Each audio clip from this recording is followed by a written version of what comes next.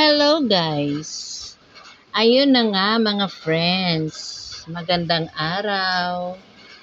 Naririnig nyo ba yun? Nagsimula na mga friends ang pag-uulan at hangin dito sa Rizal. Oo.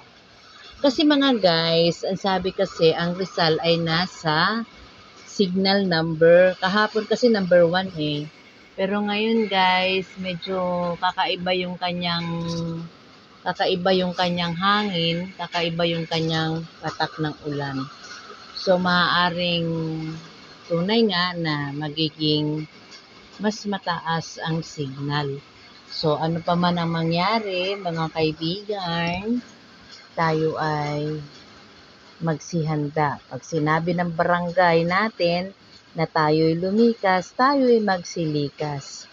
I-save natin ang ating mga life, mga friends. Oo. Kasi nga mga guys, sa Catanduanes ngayon, kawawa naman. Oo, kawawa dahil talagang binabagyo na sila ng todo-todo. Sabi nga guys, maaring umabot tayo sa signal number 5. Yung kabataan natin mga friends, wala namang signal number 4. Ang signal number 4 nung araw ay matindi na na bagyo. Ngayon may signal number 5. So ngayon, super talaga siya dahil may signal number 5 siya. At saka hinahalimbawa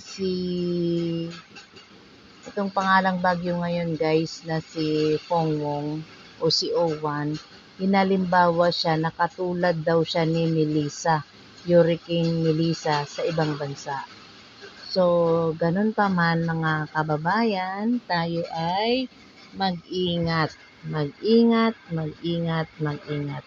Dahil nakakalungkot mga guys, tulad sa nangyari sa Cebu, at hindi lang naman pala Cebu ang nagkaroon ng maraming casualties mga friends nung dumaang si Tino. Pati rin ang part ng Negros provinces. So nakakalungkot nga dahil merong mga casualties din na nakuha doon at nakita natin sa iba't ibang mga social media platform na yung mga sasakyan nagkapatong-patong. Ganun pa man mga kababayan, tayo ay mag-ingat. Sabi nga, mag-ingat. Walang masama kung tayo'y sumunod sa mga anunsyo ng ating bayan. Oo. Pag sinabing likas, likas. Dahil nga mga kababayan, ang buhay ay iisa kapag ka ito ay iyong napabayaan din naman na kapabayaan ng isang tao ay wala tayong ibang sisihin kundi tayo rin. Oo mga kababayan, wala naman talagang ibang sisihin sa pangyayaring ito. At hindi natin pwedeng sisihin ang Panginoong Diyos sa pangyayaring ito mga kababayan. Kasi unang-una, dahil na rin sa tao. Kung bakit ba naman nang nagkaroon ng matinding pagbaha sa iba't ibang panig ng bansa kapag dumadanas ang pagbagyo, dahil na rin walang makapitan ang tubig ulan sa mga kabundukan. Dahil ang kabundukan natin ay kalbo na dahil sa mga negosyante, kapitalista. Oo, yung nagkakamal ng salapi na akala mo pag sila'y natsugi, madala nila. Kahit matsugi pa yung pinag-iwanan nila ng kanilang salapi, ay maiiwan pa rin. Cycle lang yan mga kababayan. So ngayon, dahil sa kapabayaan nating mga tao, na pinahintulutan natin ng mga kapitalista, na sirain ang ating kabundukan, ay walang ibang sisihin kundi tayo rin. At pangalawa, wala rin ibang sisihin kung bakit tayo may kasalanan. Alam nyo bakit? Bakit kamo? Kasi nga, ang mga binoto natin, hindi sila mapagmahal sa ating kalikasan. Unang-una, ang mga binoto natin ay mga magnanakaw at mga bakakon. Oo, mga kawatan at bakakon. Yan ang mga binoto natin. Tayo ay nabudol ng minsan, kaya tayo siguro ngayon ay magising na sa darating na halalan, huwag tayong bumoto ng mga bakakon at kawatan. Dahil ang dalawang salitang yan ay magkapatid. Okay? Oo mga kababayan, kaya isang paalala sa atin kung bakit tayo ay may kasalanan sa mga pangyayaring ito. Binoto kasi natin sila, mga kababayan. Sila yung mga taong pabaya sa ating bayan. Akala natin sila yung aahon sa ating bansa. Yung pala, sila rin pala ang magpapabagsak sa ating bansang minamahal. Oo, mga kababayan. Sample, noong nakaraang 2022 election, tayo ay nakipagbakbakan para depensahan ang tumatakbong presidente during that time. Tayo ay dinipinsahan. Ang sabi, walang natapos na pinag-aralan. Tayo ay nag-research at nakita natin na may pinag-aralan naman. Kaya lang, hindi pala yun totoo. Una, bakakon. Pangalawa, mga kababayan, pinagtatakpan natin sila na sa akala kasi natin maitutuwid ang isang pagkakamali. Yung pala, kung ano nga pala naman talaga ang puno, ay siya rin pala ang bunga. Kahit kailan hindi na magbabago yun. Ang isang puno ng niyog ay hindi pwedeng bumunga ng kamyas. Okay?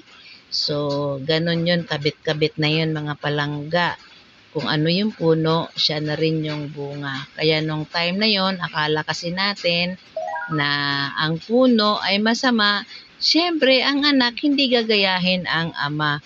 Pero ganun pa man, mas masahol pala siya sa kanyang ama. Kaya nakakalungkot man, no, mga kababayan, ano? Walang, kumbaga, walang maayos na direksyon ng ating bansa ngayon. So, ito ay malaking aral na rin sa atin, mga kababayan. Isang malaking aral na wag na natin gawin pa sa susunod na mga araw. Kasi palugmok na palugmok ang ating bansa, pamahal ng pamahal ang mga bilihin sa supermarket, sa mga merkado, wala. Kuminsan nga, pag tinatanong nga siya ng mga journalist, ang balik niyang sagot bakit hindi nyo alamin? O, di ba? Tama bang ang mga journalist pa ang mag-alam ng mga trabaho na dapat sana sa kanila? Ang mga journalist o mga reporter ay nagtatanong lang naman. Pero ang balik ng sagot ay bakit hindi ninyo alamin? Ngayon, kapag pinakialaman ng mga reporter, natural, magiging bida-bida ang mga reporter, di ba? Tulad din natin sila mga guys, tayo ay nagpapahayag ng ating saloobin sa ating bayan.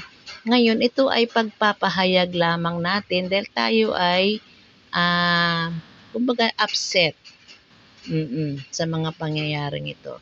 Hindi natin gusto na may mangyaring masama sa ating mga kababayan.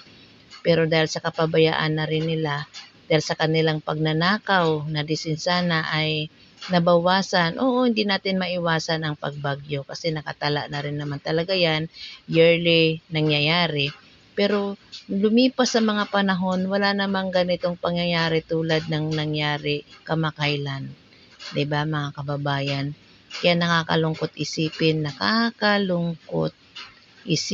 na mayroon tayong namumuno na walang direksyon ng ating bansa. Mantakin mo ba, mga kababayan, magkaroon daw ng puspusan ng kanilang pag-iensayo ngayon sa military dahil pwede raw labanan ng 20 to 30 days na kaguluhan ang bansang Pilipinas. Bakit yun ang kanilang pinagsusumikapan na asikasuhin? Ba't hindi nila pinaghahandaan ang posibleng mangyari ngayong bagyong si Owan, di ba? So yun lang, mga kababayan, ang ating mga saloobin sa ating bansang minamahal. Ito lang po ang inyong lingkod, si Nanay Channel. Bye-bye. God bless you all.